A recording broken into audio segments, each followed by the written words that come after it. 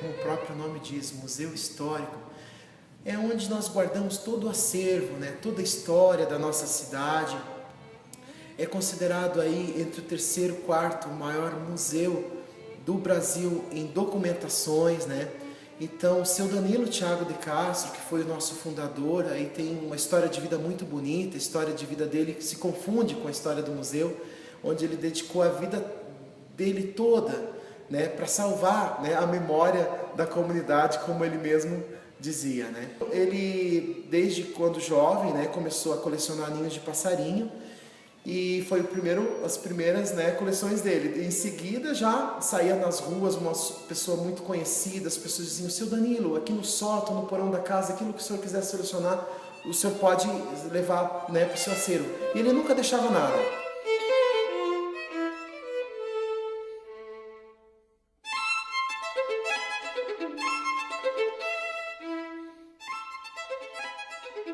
Há vários objetos que também acompanham aí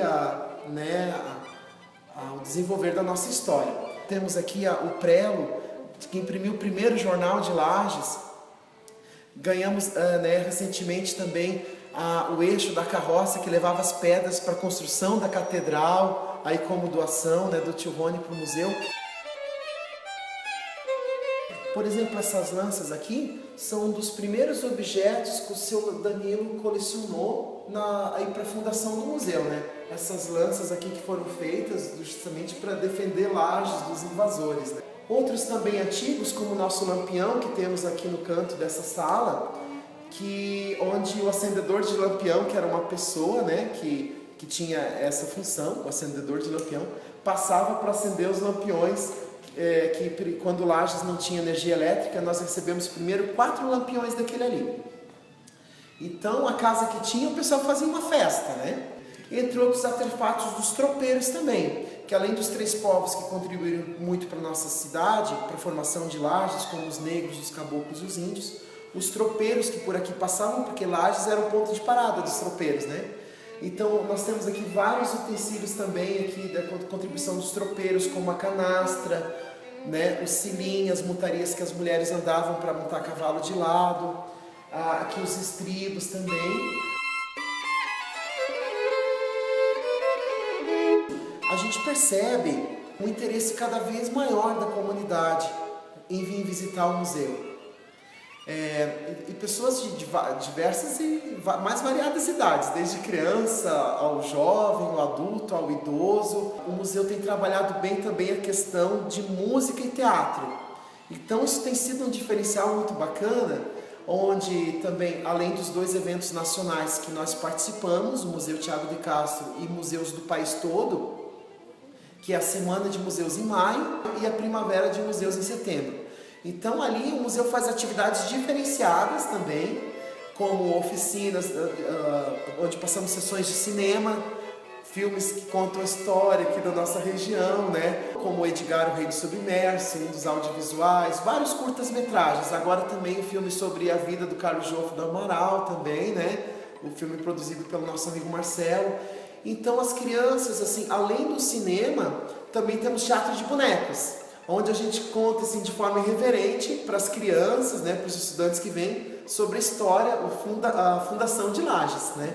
Então as crianças, a gente percebe o encantamento das crianças e também no nosso acervo, que a gente faz as visitas mediadas, a gente fala também, por exemplo, do boneco Juquinha, que é um boneco que foi muito presente na história da Rádio Clube, onde o Virgulino, seu incrível boneco, o boneco Juquinha, né, o fantoche, né, onde faz aqui com a mão, mexia a boca, ele era justamente para reivindicar melhorias para o bairro.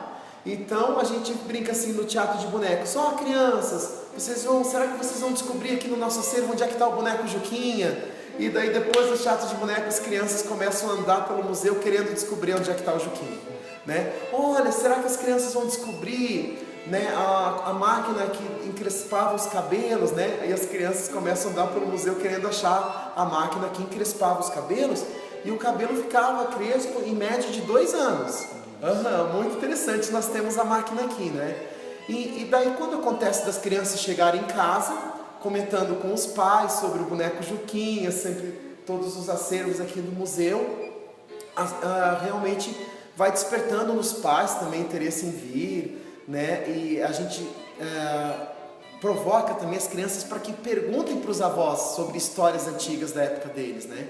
E aí os avós também, né? Então vem toda a família para o museu também. É muito interessante essa temática, assim. Então essa ideia do teatro e a música também tem contribuído bastante para que mais pessoas queiram visitar o museu. A gente percebe um número cada vez mais crescente de pessoas que querem vir visitar o museu. Isso nos enche de muita alegria.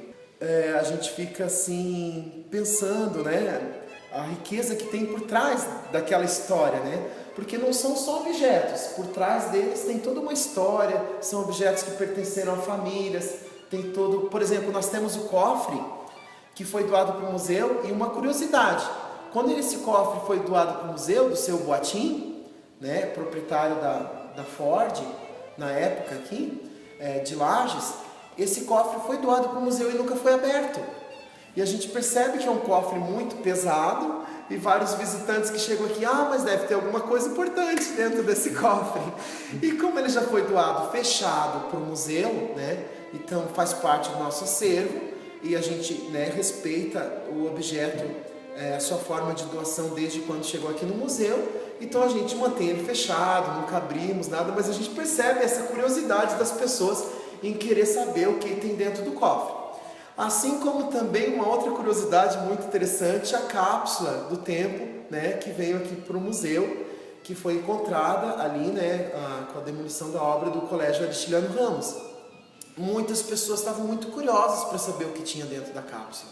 E, na verdade, não só os visitantes aqui do museu, mas toda a nossa comunidade, né? E interessante que a gente pensava, então a cápsula vem para cá, ela estava 83 anos enterrada, ela foi enterrada dentro de uma caixa de zinco, né?